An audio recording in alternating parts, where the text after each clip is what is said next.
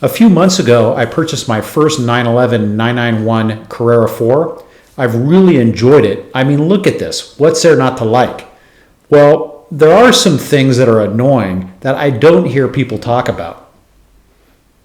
With that said, there are also some items that are a nice surprise that I wasn't expecting. And I'm not talking about the typical stuff like the engine sounds great, and it's fast, and it handles great. Everybody knows this. Here's the top 5 of what's annoying and nice surprises of the Porsche 911 991. Also, at the end, there are going to be 2 unmentionables. Let's go.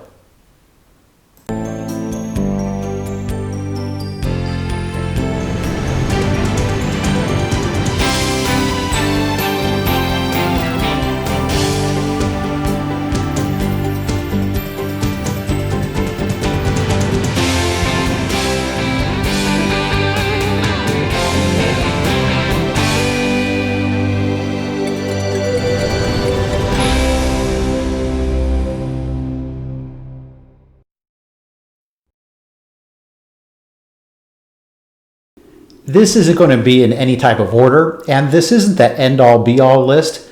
I'm going to start out with the bad and end with the good surprises. I don't want to end the video on a negative note, even though the unmentionables are not the most positive. The first, which could very well be the worst, is that there is nowhere to put your cell phone.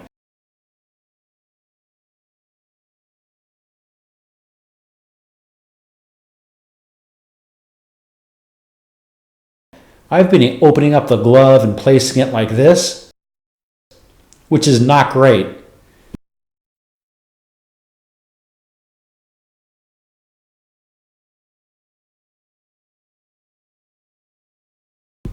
I also put it in the center console, but then I can't see anything, which is no good. Sometimes I've been just throwing it on the seat. Yes, I know there's a holder you can purchase and take some of the panels off, but then it's either knocking on your leg or it's covering the PCM and the steering wheel blocks the view of the phone. I could do the passenger side, but then the friggin' drink holder can't open up all the way. If I put it on the side of the passenger, then he's got to deal with knocking it.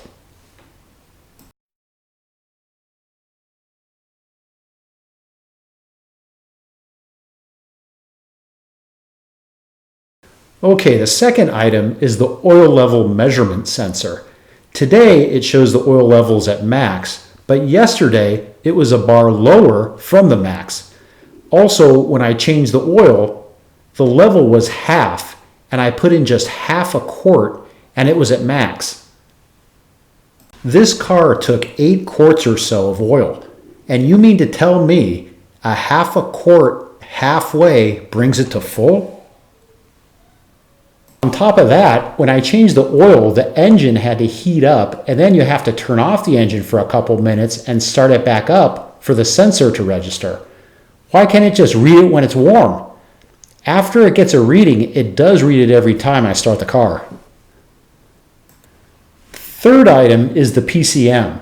There are some great things and some bad things. I'm going to have to do a video on just the PCM. I'm going to mention one bad thing. You can change your favorite station by pressing the screen or the knob. This is okay, but I can't through the steering wheel controls. It only allows me to go to the entire radio station list and select. I don't know what station's what. I want to only access my favorite list, not surf through every station, or give me the option to do both.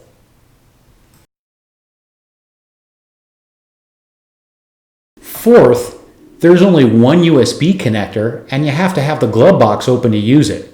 Yeah, you can squeeze it in between the door, but what the heck?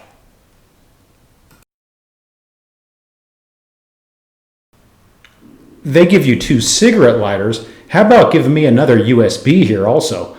They couldn't put something more accessible? Okay, the fifth item, this is not a big deal. But why the heck is there a small capital F? They couldn't make it the same size as the capital O and the other capital F? What's that all about? Okay, let's talk about the positive surprises. First, the trunk or the frunk, whatever you want to call it, this has a lot of room, minus the wrapping paper. It's a legit daily driver, and you could take it to the grocery store. I mean, I wouldn't take it to Costco, but weekly groceries, I've been doing this.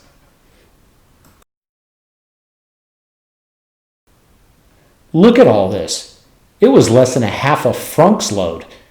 Eggs, frozen dinners, sushi. Okay, wrapping paper doesn't count, but come on, a gallon of Sunny D, milk?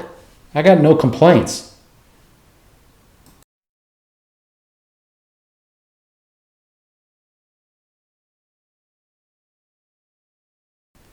Second positive is that this car has got to be the easiest to drain oil and change the oil filter. You need to lift it, and I did it with Rhino ramps, but it was very simple. The drain plug is just right there. You have to take off some items, but they just snap right off.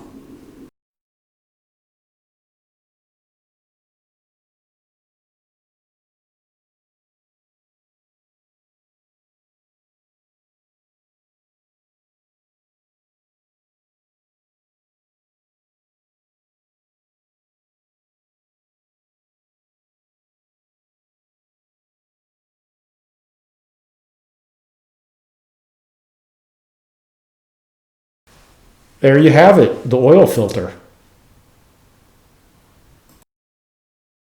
Third is the PCM. I said there's a good and a bad. The good is that my Android phone connected no problem quickly, but this isn't a big deal. What is a big deal is that I can do my Waze navigation app and listen to a podcast from my phone all at the same time through the car's speakers. For whatever reason, I have been able to make this work on any vehicle, and I have one vehicle that has Android Auto. For some reason, on the Porsche PCM, it worked flawlessly.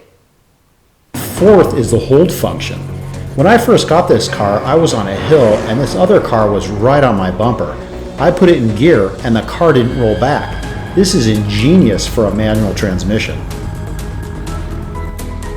The hold function maintains brake pressure, thereby ensuring that you move off on the flat or on a gradient without rolling back. You can also activate the hold function intentionally by depressing the brake pedal all the way down in a stationary vehicle. Fifth, auto start stop. A lot of cars have this and supposedly it's to save gas. I question how much it saves gas versus just wearing down the starter. The Porsche's manual transmission, if you turn this on, you have a choice to engage it using the clutch. Just put the car in neutral and take your foot off of the clutch and the engine will turn off. Press the clutch in and the engine starts. Just leave the clutch in and the engine won't turn off even with the auto start stop selected. It's a really nice way to control this sometimes annoying feature. Before I end this, I promised there would be some unmentionables. Porsche is going to be upset with me, but the key fob looks more like a Tesla Model S than a 911. Ouch. The last unmentionable is when the engine is off and the parking brake is off with the doors locked, the car will roll away. This happened to me when I first got the car. I stopped off to get gas and it started to roll away. I chased it down, unlocked the door, and jumped in before it creamed into a wall. I don't know if this was an idiot move by me or should they not roll away like they have the hold feature when you're on a hill. When it's not in gear, no parking brake, and the doors are locked. At the end of the day, this is the funnest car I've ever owned. Thanks for watching till the end, and I hope you enjoyed everything. To see more on my 911 journey and other random reviews and how-tos, please hit that subscribe button. See you soon.